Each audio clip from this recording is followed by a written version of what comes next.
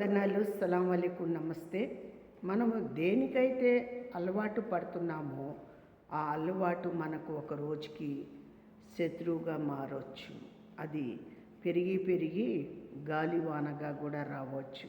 ఎందుకంటే ఆనాడు చాలామంది కూడా పెద్దవాళ్ళు పాపము చేసినప్పుడు ఆ పాపానికి జీతం కూడా మోసారు. అలాగనే ఈరోజు కూడా పాపానికి నశింపు దేవుడు తెస్తూనే ఉన్నాడు. మనము ఆ పాపము, ఆ నశింపు అనేది మనం గ్రహించలేకపోతున్నాము.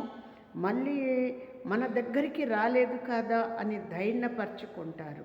విన్నో ఈ లోకంలో ఎంతోమంది సమాధానం పడేవాళ్ళు కాదు, సమాధానం పడి కూడా పాపాలు చేసేవాళ్ళు ఉంటారు, దేశం చేసేవాళ్ళు ఉంటారు, కుట్ర చేసేవాళ్ళు ఉంటారు, మోసం చేసేవాళ్ళు ఉంటారు. అందుకోసమే దేవుడు ఒక కంటితోనే చూస్తాడంట. మనకు 2 కళ్ళు ఉన్నాయి. ఆ 2 కళ్ళతో మనం ప్రపంచం చూడలేము, కానీ ఆ దేవుడు ఒక్క కంటితో, అంటే ఆయనకు ఒక కన్ను కూడా కాదు, ఈ సర్వము ఆయనది కాబట్టి ఆయన చూస్తూనే ఉంటాడు. ఆయన మన దగ్గరనే ఉంటాడు, మన ఆత్మలోనే ఉన్నాడు. కానీ చెడు చేస్తాడా, మంచి చేస్తాడా, పాపం చేస్తాడా అనేది దేవుడు వెదురు చూస్తూ ఉన్నాడు. ఆ వెదురు మనము గమనించుకోవాలి, చాలా జాగ్రత్తగా నడవాలి. ఆనాడు మోషే నడిచాడు జాగ్రత్తగా, శిక్ష పడ్డాడు, మళ్ళీ దేవుడు ఆశీర్వదించాడు. తిమోతి ఏం చేశాడండి? అలాగనే అలాంటి భక్తులు చాలామంది అండి. దేశములో యేసు ప్రభువారు ఈ భూమి మీదకి వచ్చిన మాట కరెక్టా కాదనే వాళ్ళు కూడా చాలామంది ఉంటారు. నిజంగానండి, యేసు ప్రభువారు భూమి మీదకి వచ్చింది కరెక్టే, మరియమ్మ గర్భంలో దాచింది కరెక్టే.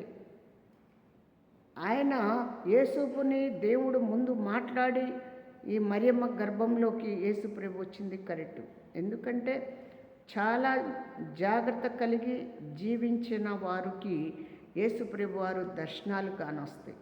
ఆయన భూమి మీద నడిచిన కొన్ని దినాలు 33 సంవత్సరాల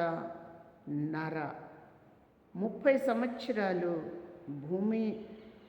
చాలామంది అంటారు భూమి అంతా ఆయన నడవలేదు కదా, ఇశ్రాయేల్ దేశమే కదా, ఇశ్రాయేల్ ప్రజలే కదా ఆయన బిడ్డలు అంటారు.